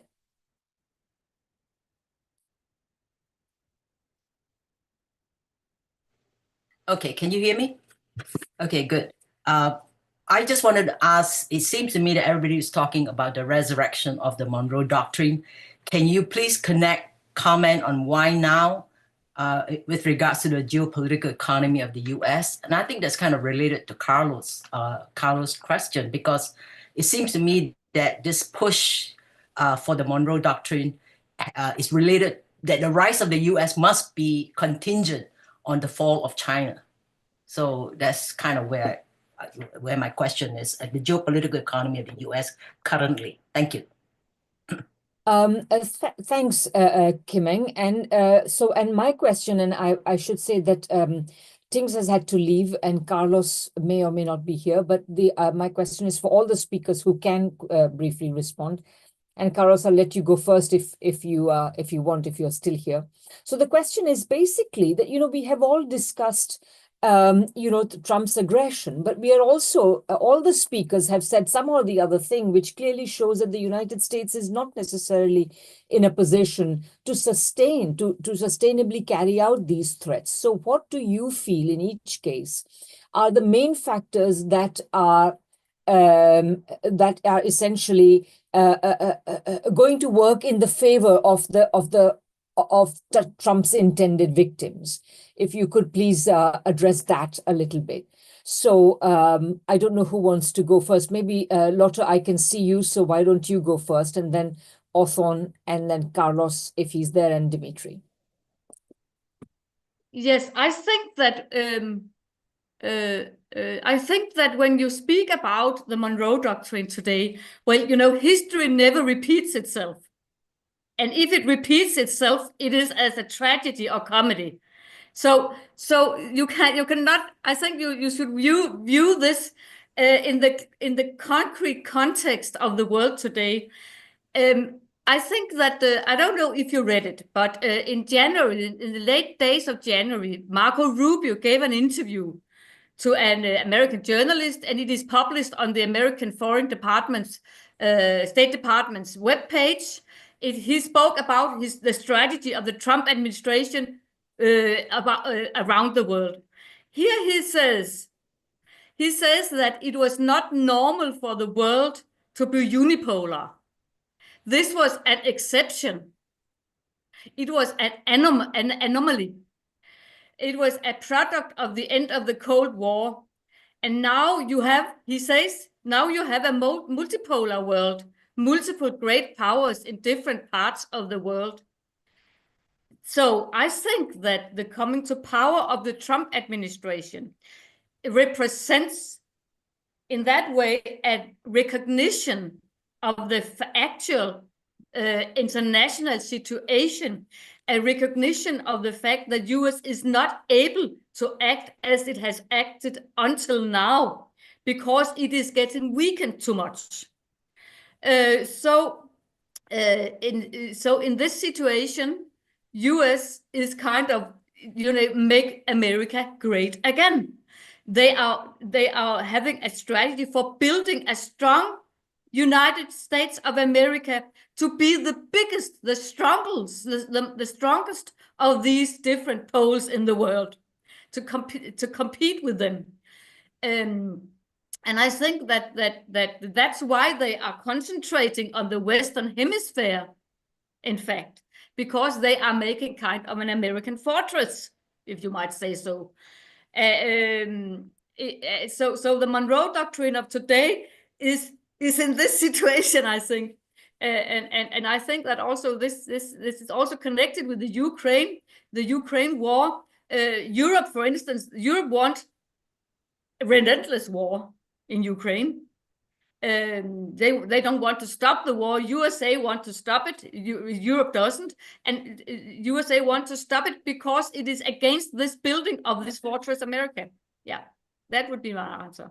I just wanted to say thank you so much. This is exactly right. I mean, if the Trump administration is pursuing the Monroe Doctrine, it represents a shrinking of the ambitions of the Americans. So this is an important thing we must bear in mind. I should also say very quickly that it always seemed to me rather obvious, and I shared this opinion with some people, some friends, a few days, I think a week or two ago, that the outcome of all these shenanigans around Ukraine is going to be that there will be no peace deal, and then Trump will say that Putin is not playing, he's not playing ball, and then this will become the grounds on which Trump will normalize his relations with the allies that the United States can't really do without. So all of you Europeans who were looking forward to a break between Europe and the United States, take a deep breath, because the US and Europe are going to come back together on this terrain, I'm pretty sure. But anyway, it also shows that, this idea that America can impose power on the world on its own, etc., these are all exaggerated, and the continuities with the past will eventually show themselves. Sorry to go on, but Othón, I have you next. Please go ahead. Thanks. I'm going to prove my English. Well, I think that we have to take into account that United States is in an unprecedented social crisis. They have 110 deaths per fentanyl. That is 3 times the rate of homicides that we have in Mexico, although we are a smaller country. But they have a very, very deep crisis. I have never seen a health crisis like that. And as I said, Trump uses a technique very common in poker, that is bluff. So he's looking for small advantages, making a big menace, and I think it's not going anywhere. And we have to take into account also that now seems to be in the pinnacles of power, but the power is always ephemeral. Thank you, Othón. And Dimitri, perhaps you might want to add something?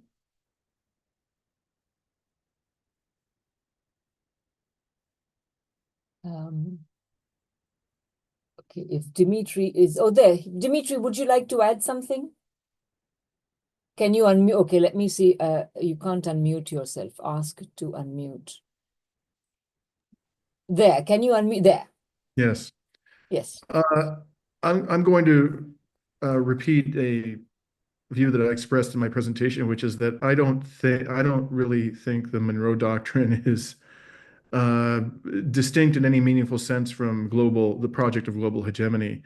And I think that this remains true today. I've seen a lot of speculation in the anti-imperialist discourse that Trump is trying to retrench, and he wants to reinforce America's power and domination of the Western Hemisphere to compensate for a retrenchment from the non-Western world. I see absolutely no evidence of a retrenchment from the non-Western world. If you look at the policies of the Trump administration in West Asia, where he's openly threatening to annex Gaza and to wage war on Iran, even though Iran doesn't have a nuke and Israel has a nuclear arsenal. You look at these pathetic attempts to bring the Ukraine war to an end, which have gone absolutely nowhere because the US government is not prepared to accept, as far as I can tell, Russia's core demands. So it seems to me that it's business as usual. If anything, it's just more aggressive and more in your face. But I don't see any retrenchment at all from the project of US global hegemony. Thank you. That's great. Okay, so we will now, since Tings and Carlos are no longer here, we will go to Linda and Ian. Linda, please go ahead. Yeah, I guess I wanted to ask Tings a question, but I guess my question is directed mostly to Lotte and to Dimitri. The prospect of sort of military action on the part of the US towards Greenland, and even as somebody put on the chat, Canada is no longer unthinkable. What, I don't think the US will invade Canada. I think they could invade and take over Greenland. There are only like 60,000 people there. Canada's 40 million. It would be a little harder, but we don't have much of a military. We don't have any kind of real leadership in that. Like, we're not Venezuela. We don't have a Chavez. Canadian people for sure have rallied against Trump. They are really afraid of the U.S. banks coming in here. They're afraid of U.S. insurance companies coming in here and taking over the health system. So in Canada, there's this real class difference between the leadership class and the regular people. And I don't see Canada as, sorry, this is too long, as insurrectionary, but what is the likely scenario if the political elites can't persuade either the Greenland or the Canadian populations that it's a good idea to hand everything over back to Trump? I mean, what do people think of that? Thanks, Linda. And Ian. Okay, hang on. Let me see if I can, ask to unmute. Okay. Does that help? Thanks. Yeah, just a few questions on Greenland. First of all, just great to see it included in this meeting, because it's often not thought of in that way as part of the Americas. And I think Trump's obviously put it on the agenda and moved that discussion forward in that way. And it was very good to see Lotte as someone inside Denmark and Danish politics so strongly supporting Greenlandic independence. And I just wonder, I hope that that trajectory, which did seem long-term to be going in that direction of decolonization effectively, so different situation from, say, Scotland or even Catalonia, isn't totally interrupted by the need to cling to nurse for fear of worse with the Trump threats. And I think the hurrying slowly, that sort of already answers that question of that tightrope. But in the chat I put, and people liked it, so I wanted to say here that Greenland would be effectively, if it was independent, majority Native American country on the American continent, like Bolivia and maybe a few others, but majority are not that, and Greenland would be majority Native, majority Inuit. And I wonder if it would be able to join groups of regional integration, including on the left, like ALBA most ambitiously, CELAC as a kind of, at least, kind of join CELAC, you'd hope. And also, I was just wondering, I think most of the Greenlandic parties are centre-left, the Greenlandic mainstream parties. Lotte said in the chat there isn't a Greenlandic Communist Party. It's a direct sister party of hers, but I wonder if there is a radical left involved in Greenland at all. And in terms of Danish politics, how common are Lotte's very good views on Greenlandic independence in Danish politics? First of all, I'm afraid to say, and I'm sorry to admit, I don't know how big the Danish Communist Party is these days. I think it has some of the Red-Green Alliance elements came out of the Communist Party initially, but maybe with more Euro elements. I don't know if the existing Communist parties is still big itself, but also what the position of the Red-Green Alliance is on Greenlandic independence and in the society as a whole, especially given Trump, if there's a reaction to cling on to it or not. Thanks, Ian. And I have one final question from Alan. Alan, are you able to pose Can you your hear me? Can you guys hear me? Yeah. Mhm. It's just on this question of, can they get away with it? I think that it's possibly a mistake just to look at the strength of the USA. And it's certainly a mistake just to look at the intentions of the USA, because one of the features of the last 30 years has been a steady decline in the ability of the USA to get what it wants. And this has been going on a long time. It's going on since the defeat in Vietnam. But what you've got is two features of the modern situation, which I think are new and which are cause for hope. One is the rise of the reaction opposition to Zionism in the USA itself. Now, Lotte referred to that.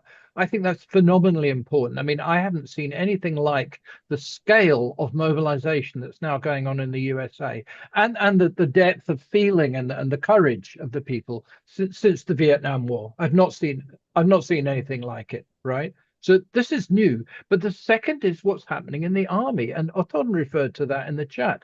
Now, I don't know if people have been following, everybody here probably familiar with Scott Ritter and maybe Lawrence Wilkerson and many other people from the Pentagon who broke over the conduct of the Second Iraq War. They were conducting the Second Iraq War. They weren't sideliners. And they said, this is crazy, this is wrong, and we can't win.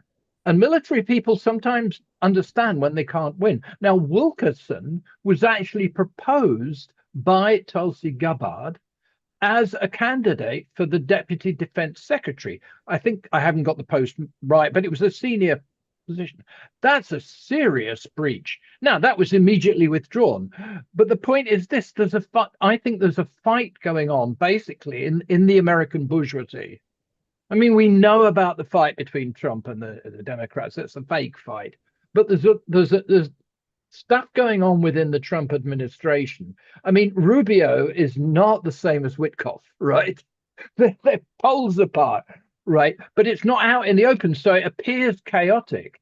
But there's a battle going on, and I think essentially that the Nostrum, and it's just the military intelligence complex, this is my question, needs to be re-examined because the military is not playing the game.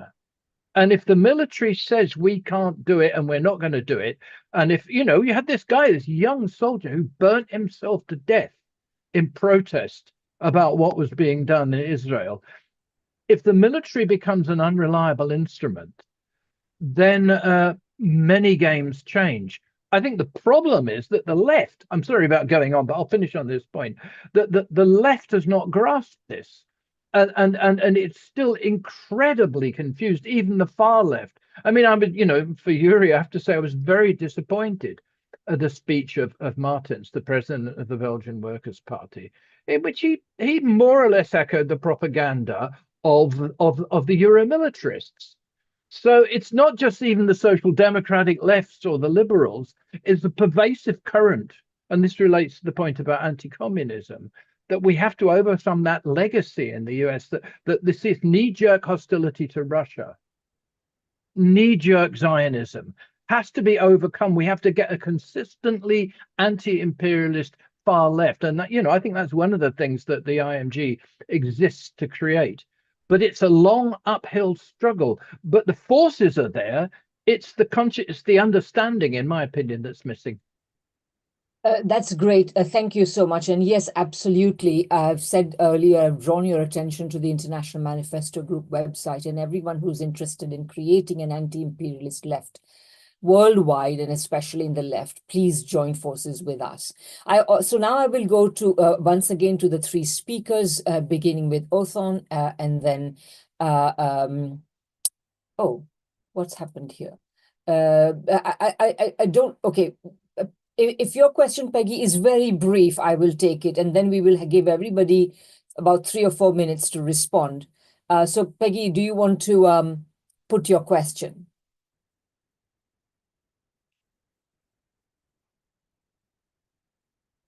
I'm not sure. Can you unmute yourself? There you are.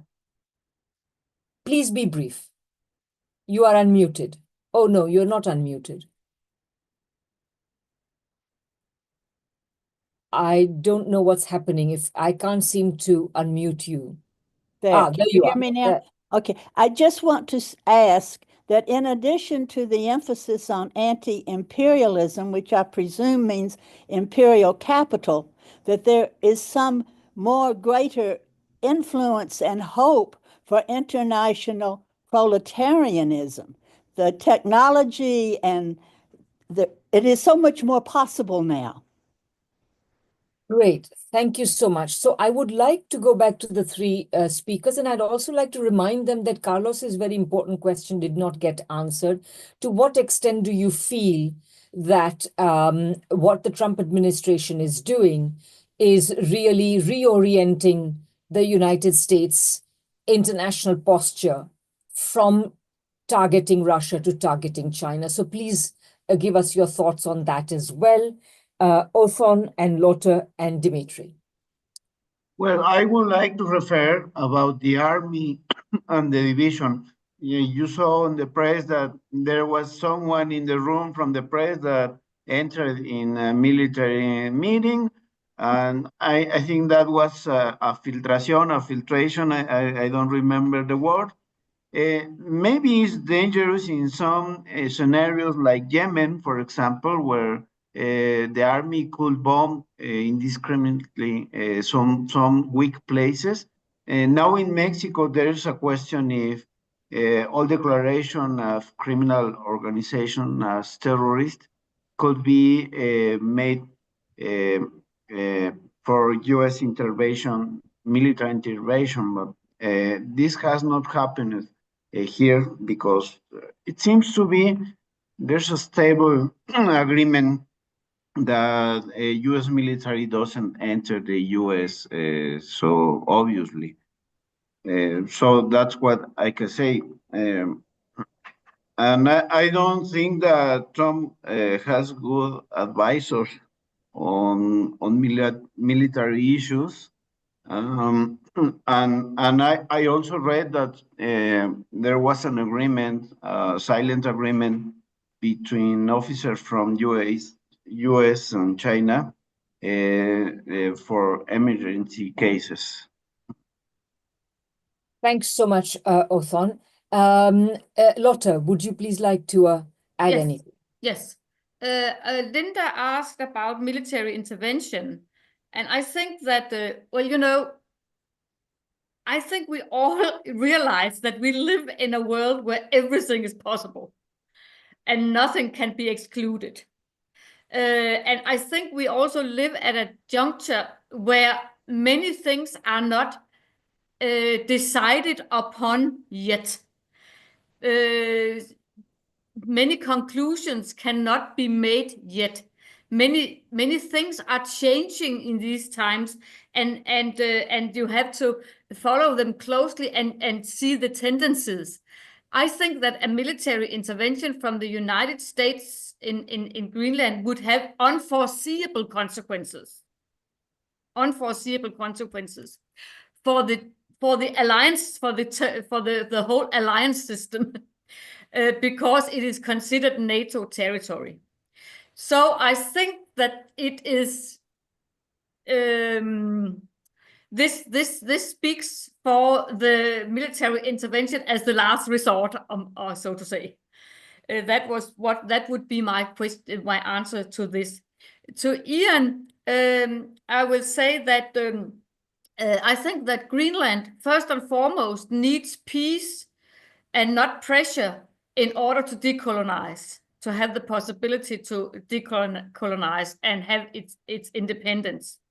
And the thing is that as the situation, the very complicated situation which is created, is dragging in the opposite position in the opposite way. Greenland is not getting peace. On the other hand, the Danish government now is in a big crisis about this question, and it has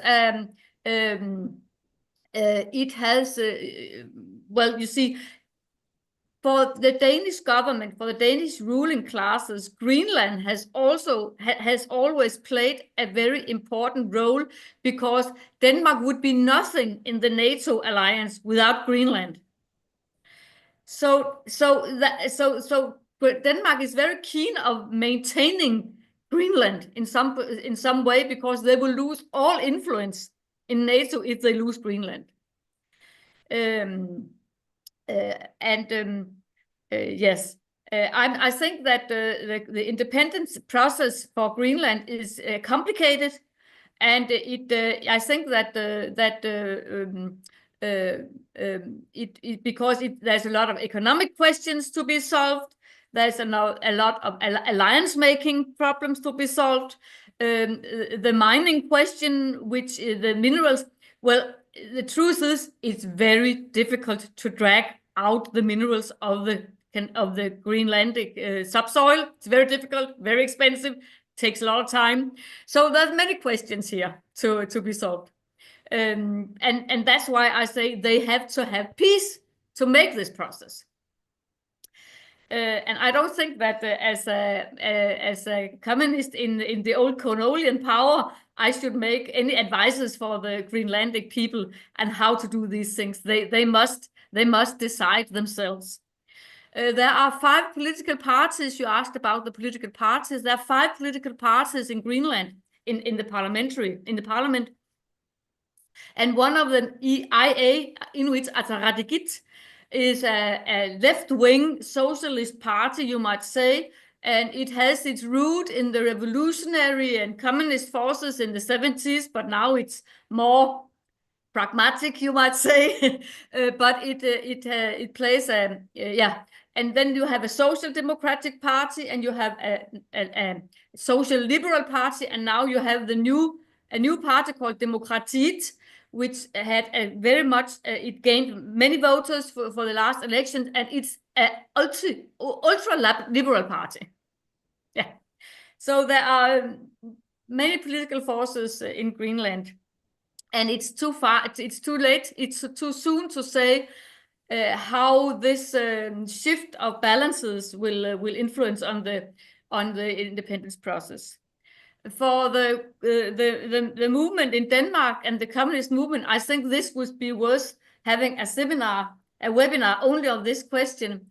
So I think it would come too far to elaborate on all the different parties in Denmark. But I can say so much: the right-wing forces are influencing also among the left-wing forces, if you can say so. Everything is dragged in the right direction, you know, at the right, and the anti-imperialist forces, the revolutionary forces, the communist forces are weak, and they are scattered. The question about if United States is reorientating from Russia, from targeting Russia to targeting China, I think that also here we see this tendency, yes, but I think that it will also depend on what will be made of negotiations, of agreements in the foreseeable future. What will US gain? Will they gain as much as they want? But in my opinion, the US imperialism has always needed to target socialist China more directly, because this is a systemic enemy. Russia is not a systemic enemy.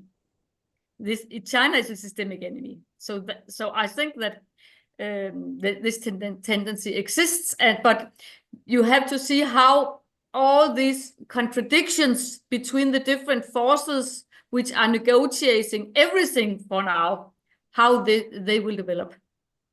I hope these were okay answers for you. Very, very interesting, Lotte, and thought-provoking. In a very complex situation, we can only hang on to these insights and think our way further. Okay, we have Dimitri finally. Dimitri, please go ahead.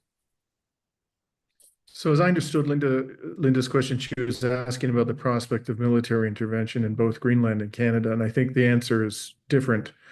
It is absolutely correct, as Lotte pointed out, that would be probably the death blow to NATO if the United States invaded either of these places. But NATO is on the verge of collapse anyways, and I don't think it has much of a future because of the events in Ukraine. I don't think Donald Trump is particularly invested in Ukraine, in NATO. And if he had to choose between remaining in NATO and getting his grubby paws on Greenland or Canada, I think he'd choose the latter without hesitation. Nonetheless, there are practical considerations that Trump would have to bear in mind. In the case of Canada, a recent poll showed that nearly 90% of Canadians are opposed to becoming the 51st state of the United States. Canada has a population of 40 million. It's a vast country. I don't think that the United States would have any problem defeating Canada's frankly pathetic military, but it would have quite a problem controlling the population and maintaining an occupation in Canada, and would be a huge drain on American military resources away from areas of the world that matter a great deal to the United States. And I think the US military would be a cost-benefit analysis, and they'd say, look, we pretty much are getting all the resources we wanted to Canada anyways. We pretty much have free reign there. Their foreign policy, we dictate it. The costs are too high. But in the case of Greenland, the costs would be very low. Greenland has such a small population. It's concentrated in very small areas. I don't think there's any real prospect of NATO actually intervening to stop the United States from taking over Greenland. So I think that President Putin is absolutely correct. This is quite serious. I think that Trump is going to try very hard to buy Greenland. And if he doesn't get his way, I would not at all be surprised if the military simply, I mean, they probably have enough military forces in Greenland already to simply seize control of the place. So I think it's a different equation altogether with Greenland. I would be very concerned if I were, in the Danish government, or if I were a Greenlander, about what's coming. Okay, what an interesting set of thoughts. Thank you all very much. Thank you to the speakers. Thank you to everyone who is here. Please remember our next webinar on the 13th of April on the Middle East with Professors Marandi and Ramzi Baroud. And looking forward to seeing you all again very soon. Thank you and goodbye.